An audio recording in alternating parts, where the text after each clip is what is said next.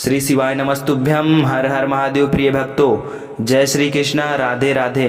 प्रिय भक्तों, आप लोग कमेंट में जय माता दी, जय श्री सूर्य देवता अवश्य लिख दीजिए।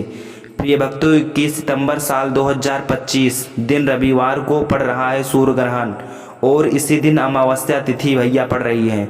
और अमावस्या तिथि और सूर्य ग्रहण का संयोग बहुत ही कम आता है। यदि इन दोनों का संयोग आ भी गया तो आपको एक छोटा सा उपाय अवश्य करना है। यदि आप एक छोटा सा उपाय कर लेंगे तो आपके 7 पुश्तों की जो गरीबी है वो मिट जाएगी। इतना धन आएगा कि आप संभाल नहीं पाओगे भाई, आप करोड़पति बन जाओगे इस उपाय को कर लोगे तो। इस उपाय को आपको कैसे करना है और किस समय करना है, इस वीडियो में सारा का सारा जानकारी दिया गया है। प्रिय भक्तों, वीडियो के लास्ट तक बने रहिएगा। यदि आप मेरे चैनल पर नए हो तो चैनल को सब्सक्राइब करके वीडियो को लाइक कर दीजिएगा और आप अपने प्रिय मित्रों, भाइयों, बंधुओं सबके साथ वीडियो को शेयर कर दीजिएगा ताकि आपका भी भला हो और आपके भाई बंधु का भी भला हो जाए। प्रिय भक्तों, 21 सितंबर साल 2025 दिन रविवार को अमावस्या तिथि पड़ रही है और सूर्य ग्रहण पड़ रहा है। तो अमावस्या तिथि के लिए जो है लक्ष्मी माता बहुत ही ज़्यादा प्रसन्न मुद्रा में रहने वाली हैं और आप लक्ष्मी माता को प्रसन्न करना चाहते हैं तो वीडियो को पूरा देखिएगा और गुरु जी द्वारा बताए गए उपायों को अवश्य कर लीजिएगा। दोस्तों, पूज्य गुरु जी ने अपनी शिव महापुराण की कथा में बताया है इस दिन आपको 11 चावल के दाने वाला उपाय तो अवश्य ही करना चाहिए, क्योंकि ऐसा दिन पूरे साल में सिर्फ एक ही बार आता है।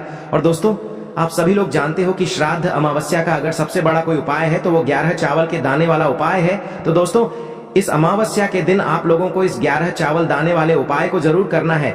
बहुत सारे लोग होंगे जिन लोगों ने इस उपाय को न किया हो, मतलब पूरा साल निकल गया और उन्होंने किसी भी दिन इस 11 चावल दाने वाले उपाय को न किया हो। पर दोस्तों, आपके पास एक आखिरी मौका बचा हुआ है जो कि 21 सितंबर के दिन है। तो इस दिन आप लोगों को इस वाले उपाय को जरूर कर लेना है। भले ही आपने पूरे साल भर इस उपाय को ना किया हो, पर अगर आपने इस पितृपक्ष महीने के अमावस्या के दिन अगर इस वाले उपाय को कर लिया तो आपको इस उपाय को करने का वो फल मिलेगा जिसकी आपने कभी कल्पना भी नहीं करी होगी। इसीलिए आप लोग इस वाले उपाय को एक बार जरूर कर लेना ताकि आप लोगों के हाथ से यह मौका ना जा सके और आपको इस उपाय को करने का फल मिल सके। दोस्तों, यह उपाय पंडित जी ने अपनी अभी की ही शिव महापुराण की कथा में बताया है, जिस उपाय को आज हम आपको बहुत अच्छे से समझाने वाले हैं। इस वीडियो को देखने के बाद इस उपाय को समझने के लिए आपको कोई और वीडियो को देखने की जरूरत नहीं पड़ेगी। तो चलिए दोस्तों, उपाय को शुरू करते हैं। देखिए, यह इस श्राद्ध महीने के रविवार के दिन यह इतना खास होता है, इतना महत्वपूर्ण होता है। देखा गया है कभी कभी बड़े बड़े पूजा पाठ अनुष्ठान से जो मनोकामना पूर्ण नहीं होते, वो इस श्राद्ध महीने के अमावस्या के दिन एक छोटे से उपाय करने से ही आपकी मनोकामना पूर्ण हो जाती है। और बहुत सारे लोगों ने इस उपाय को किया भी है और उनको इस उपाय को करने का फल भी जरूर मिला है। अगर आप लोग भी इस उपाय को रविवार अमावस्या के दिन करना चाहते हैं तो आप इस उपाय को पहले अच्छे से समझ लेना, सुन लेना, उसके बाद करना। आपको इस उपाय का फल जरूर मिलेगा और इस उपाय को कर लेने से आपके घर में चाहे किसी भी प्रकार की दुख और समस्या क्यों ना चल रही हो, आपको उसका कारण भी नहीं पता है कि भाई यह समस्या किस कारण से चल रही है। उसका कुछ भी कारण हो सकता है, जैसे पितृ दोष हो सकता है या किसी भी तरह का मंगल दोष भी हो सकता है। तो इस दिन आप लोगों को यह वाला उपाय कर लेना है। यह एक ऐसा उपाय है जिस उपाय को अगर किसी विशेष दिन पर किया जाए तो भाई उस विशेष दिन का जो है वह तो हमें मिलता ही मिलता है, पर हमने उस दिन पर इस उपाय को किया है तो हमें उससे भी बड़ा फल मिलता है और फल बहुत जल्दी मिलता है, क्योंकि आप इस उपाय को बहुत ही बड़े और विशेष दिन पर कर रहे हो। तो चलिए अब उपाय के बारे में बात करते हैं, लेकिन उससे पहले आप लोगों को यह जानना आवश्यक है कि आखिर ये उपाय किस समय करना है, किसको करना है और कैसे करना है। तो चलिए हम आगे आपको वीडियो में एक एक करके बता देते हैं, लेकिन उससे पहले अगर आप लोग हमारे चैनल पर नए हैं तो हमारे चैनल को सब्सक्राइब कर लेना और इस वीडियो को लाइक करके कमेंट बॉक्स में श्री शिवाय नमस्तुभ्यम, ओम नमः शिवाय जरूर टाइप कर देना। और अपने फायदे के लिए, गरीबी दूर करने के लिए इस वीडियो को पूरा देख कर जाना, तभी आपको लाभ की प्राप्ति होगी।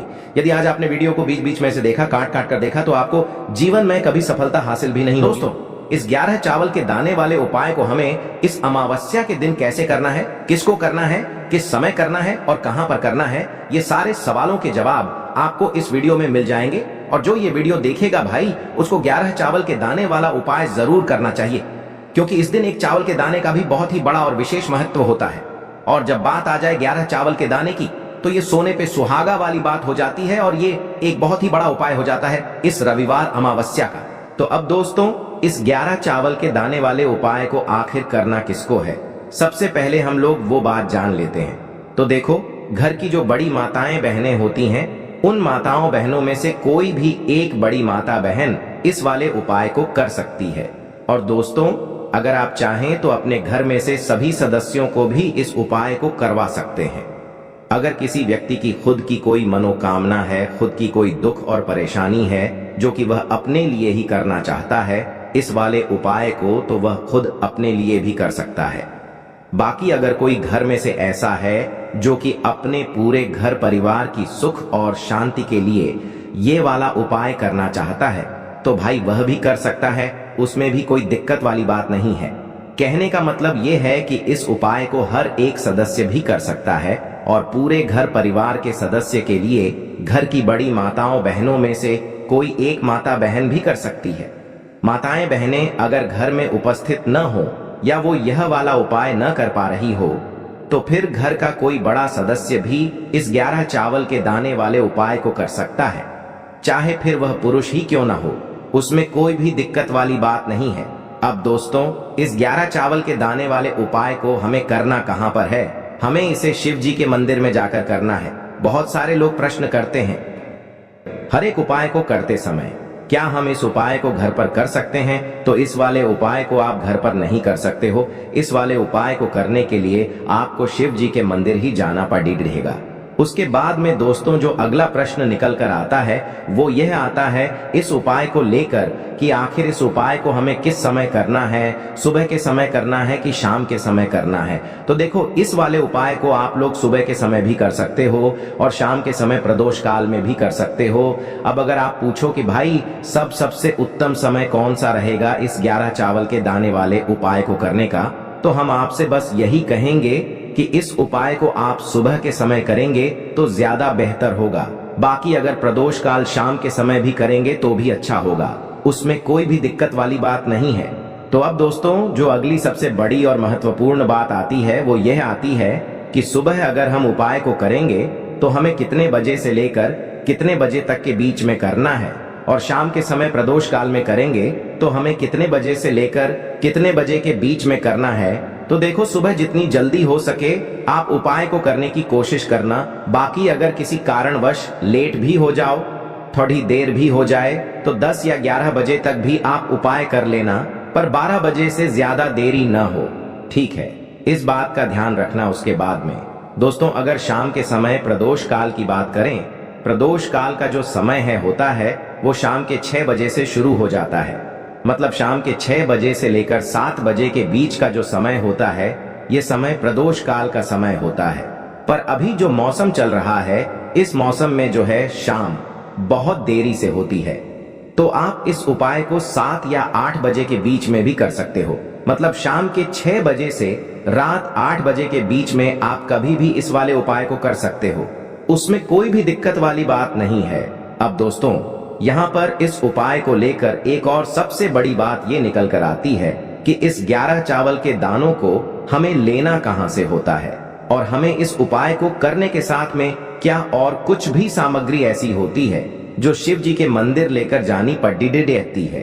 तो देखो यहाँ पर हम आपको बता दें, सबसे पहले आप लोग ये जान लो कि यह जो 11 चावल के दाने वाला उपाय है, सिर्फ और सिर्फ आप उपाय की सामग्री लेकर कभी भी शिव जी के मंदिर मत जाना, क्योंकि हमें भगवान के सामने यह नहीं दर्शाना है कि अगर हम भगवान शिव जी के मंदिर आए हैं तो अपने फायदे के लिए आए हैं। तो इसलिए जो भी पूजन सामग्री है उपाय सामग्री है, 11 चावल के दाने, इसके साथ में आपको पूजन सामग्री भी जरूर लेकर जाना है।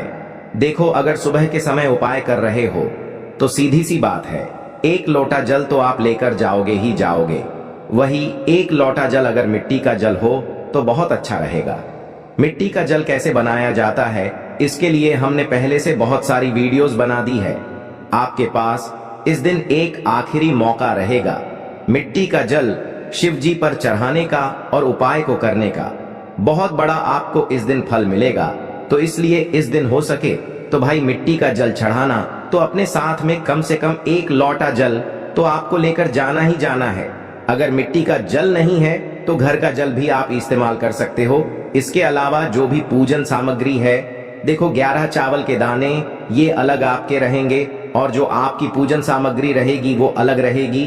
पूजन सामग्री में आप जो भी चीज लेकर जाना चाहे वो लेकर जा सकते हैं, उसमें कोई भी दिक्कत वाली बात नहीं है। वहीं अगर हम बात करें शाम के समय की, तो शाम के समय शिव जी पर जल नहीं चढ़ता है। इसीलिए शाम के समय आप लोग एक दीपक तैयार कर लें, जो कि गोल बत्ती का, आटे का, शुद्ध देसी गाय का घी का होगा, है ना। इस बात का आप लोगों को ध्यान रखना है और इस दीपक को आपको घर से जलाकर नहीं लेकर जाना है, भगवान शिव जी के मंदिर में जाकर ही जलाना है। इस बात का भी आप लोगों को ध्यान रखना है। अब दोस्तों, यहाँ पर हमें इस बात को समझना है कि यह 11 चावल के दाने हमें लेना कहाँ से है। क्या हमें दुकान से लेकर आना है, या हमें अपने घर से लेना है, या कहाँ से लेकर आना है, और कौन से चावल लेना है, क्योंकि चावल भी बहुत प्रकार के होते हैं।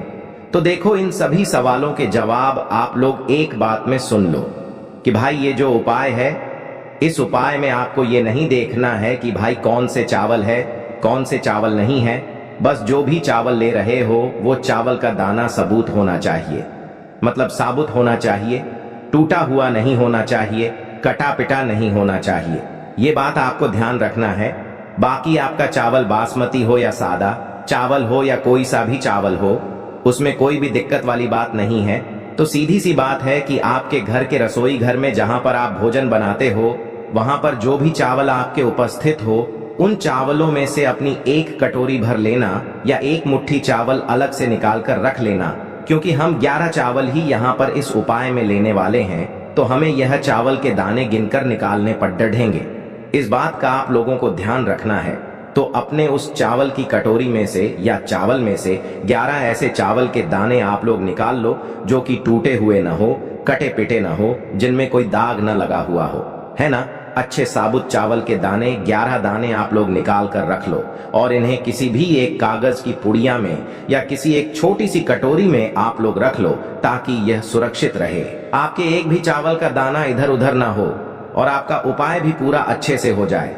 तो भाई, जैसे ही आपका उपाय की जो सामग्री है, 11 चावल के दाने ये तैयार हो जाते हैं, उसके बाद में आपको जो भी अपनी पूजन सामग्री है, सुबह के समय कर रहे हो तो 1 लोटा जल या पूजन सामग्री जो लेकर जाना चाहो उसकी भी तैयारी कर लेना।